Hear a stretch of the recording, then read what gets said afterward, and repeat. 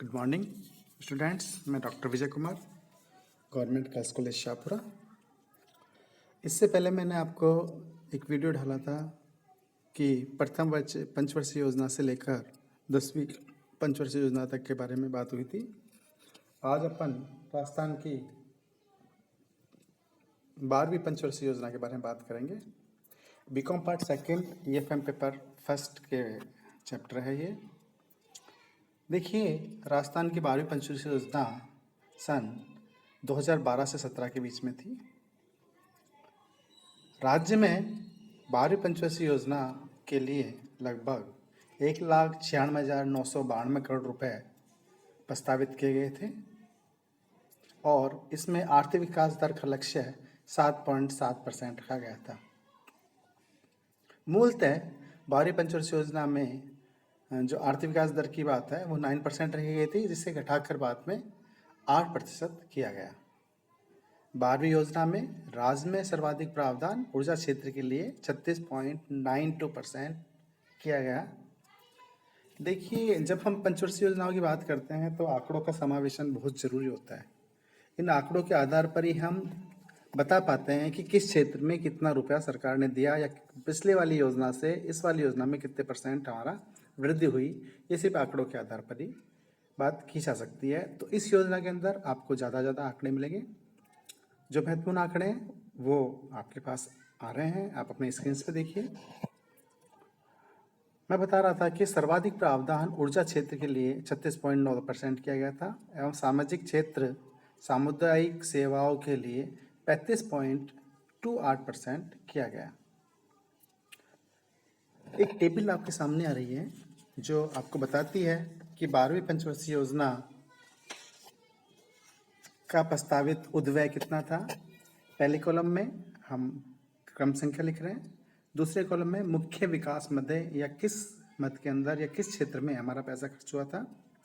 तीसरा लिख रहे हैं हम कि 12वीं योजना में कितने करोड़ रुपए प्रस्तावित किए गए थे और कुल उद्व्यय कितने % था उस योजना का, और 11वीं योजना से कितने % हमारे यहाँ वृद्धि थी।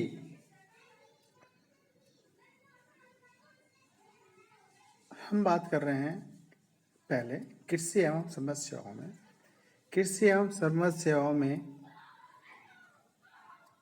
10,977.13 करोड़ रुपए हमने प्रस्तावित किए थे भारत सरकार ने, जो कुल व्यय का 5.57 था। जबकि 11वीं योजना में 383.77% वृद्धि दर 12वीं योजना में रही। यानी 11वीं योजना से कितनी वृद्धि दर हमारी 12वीं योजना में रही है, कितना पैसा हमने उसको वृद्धि में डाला है। ग्रामीण विकास के लिए भारत सरकार ने 17,738.39 करोड़ रुपए प्रस्तावित किए। कुल जो योजना प्रस्तावित थी उसका 9% के बराबर था और 11वीं योजना की तुलना में ये 312.99% की दर से वृद्धि थी। यानी इसमें इतना पैसा हमको ज़्यादा मिला था। विशिष्ट क्षेत्रीय कार्यक्रम 1151.94 करोड़ रुपए खर्च करने के लिए हमें मिले, जो कि कुल योजना का 0.59% है। इसमें हमें 11वीं योजना में ज़्यादा पैसा मिला था, -34.53% हमें कम पैसा मिला। सिंचाई एवं बाढ़ नियंत्रण की बात करते हैं तो 12वीं योजना के अंदर 7,553.91 करोड़ रुपए खर्च करने की बात थी, जो कुल योजना का 3.99% था।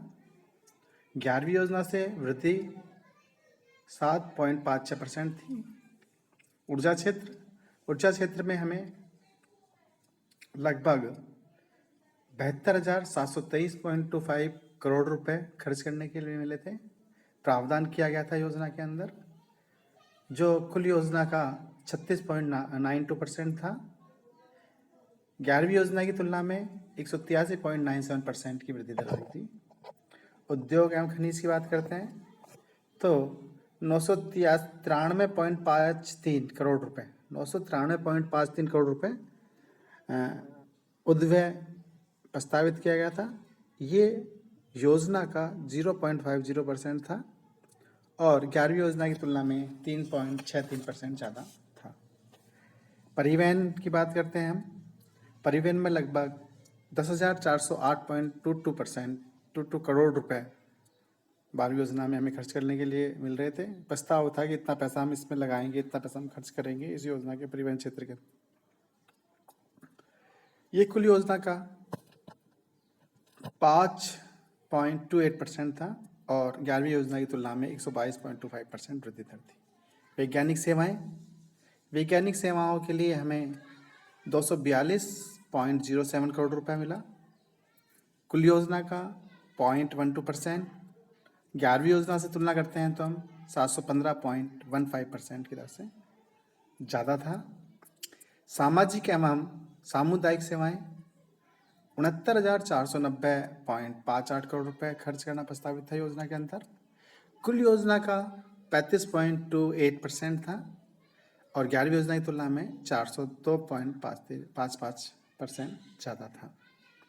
आर्थिक सेवाएं, आर्थिक सेवाओं के लिए हमें 3,673.83 करोड़ रुपए दिए गए थे जो कुल योजना के 1.87% था और 11वीं योजना की तुलना में 252.39% ज़्यादा था।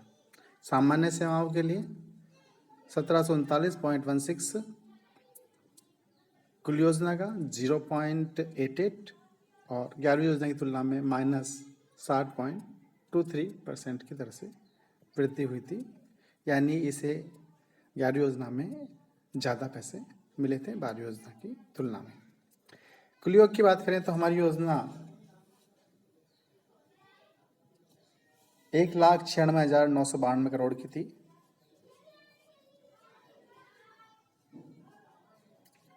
राजस्थान की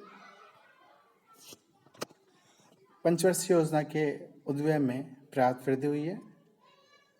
11वीं पंचवर्षीय योजना का उद्व्यय यानी खर्चा जो हमें मिला था विकास करने के लिए 71,731.98 करोड़ रुपए, जबकि योजना आयोग द्वारा राज्यों को 12वीं पंचवर्षीय योजना के लिए 1,96,992 करोड़ की राशि स्वीकृत की गई थी, जो कि 11वीं पंचवर्षीय योजना के अनुमानित उद्व्यय का 275 गुना है। अर्थात 12वीं योजना का प्रावधान 11वीं योजना के कुल प्रावधान से 174.62% अधिक है। 12वीं पंचवर्षीय योजना में तीव्र, संधारणीय और ज़्यादा समावेशी वृद्धि का लक्ष्य निर्धारित किया गया है।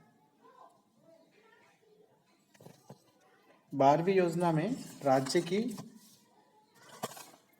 आर्थिक विकास की दर 7.7 रखी गई है, जो राज्य की 11वीं योजना की लक्षित वृद्धि दर 7.4% अधिक है। राज्य की 12वीं पंचवर्षीय योजना में कृषि क्षेत्र की विकास दर का लक्ष्य 3.5% रखा गया था और उद्योग की विकास दर का लक्ष्य 8% रखा गया था एवं सेवा क्षेत्र की विकास दर का लक्ष्य 9.5% रखा गया है। हम तुलना करते हैं कि योजना में वृद्धि कितनी है। भारत की तुलना में 12वीं योजना में राजस्थान में कितना लक्ष्य है। योजना में वृद्धि लक्ष्य, क्षेत्र, 12वीं योजना के लक्ष्य, राजस्थान के लक्ष्य, विकास के लक्ष्य और भारत में कितना आर्थिक विकास का लक्ष्य है। तो कृषि क्षेत्र में 3.50% लक्षित होता है, जबकि भारत के अंदर 4% की बात की गई है। उद्योग में 8% की बात करता है राजस्थान के अंदर, जबकि भारत के अंदर 7.6% वृद्धि दर की बात की गई है। सेवा क्षेत्र में 9.50% की बात करता है, जबकि भारत के अंदर 9% की बात की गई है। कुल मिलाकर वृद्धि दर 7.70 की गई है, जबकि भारत की वृद्धि दर 8वीं पंचवर्षीय योजना में 8% के लक्ष्य रखे गए थे। अब बात करते हैं कि 12वीं पंचवर्षीय योजना के मुख्य उद्देश्य क्या थे या 12वीं पंचवर्षीय योजना की जो प्राथमिकताएं निर्धारित की गई थी वो क्या थी, किन किन पे मैक्सिमम पैसा हम यूज़ करेंगे, उनकी प्राथमिकताएं क्या होगी, ये बात हम इसके अंदर निर्धारित करेंगे। जब बात करते हैं हम प्राथमिकताओं की, तो सबसे पहली बात थी समावेशी व समतामूलक समाज का निर्माण करना।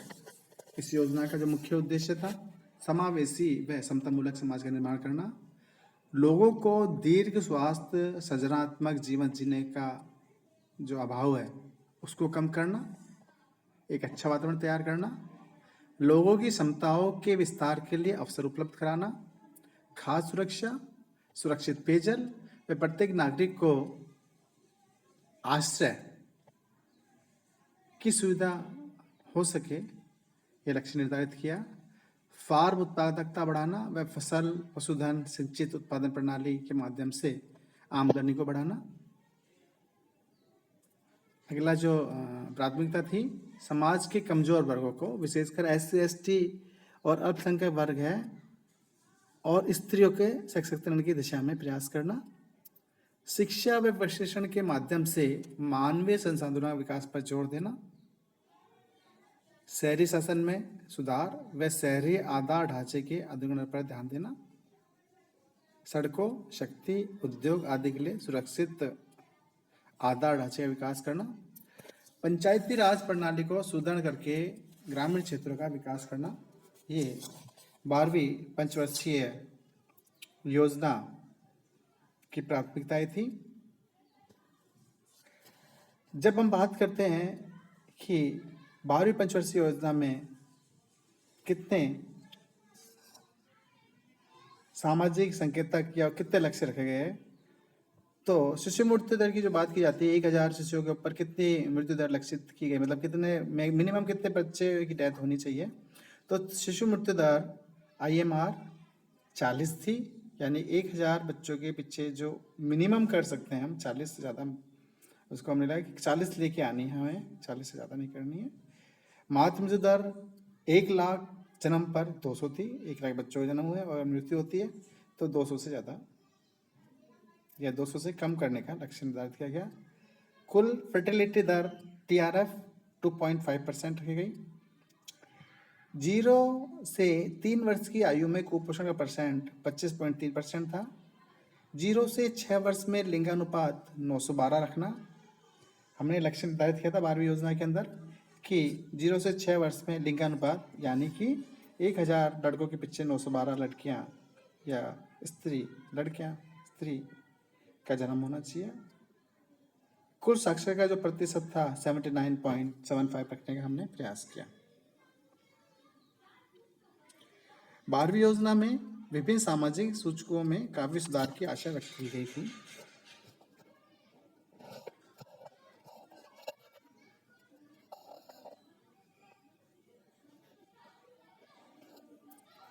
मैं बात करता हूं कि 12वीं योजना जो लागू की गई राष्ट्रीय समय, उसके समय क्या क्या चुनौतियां थी, निष्कर्ष रूप में ही बात कर रहे हैं हम।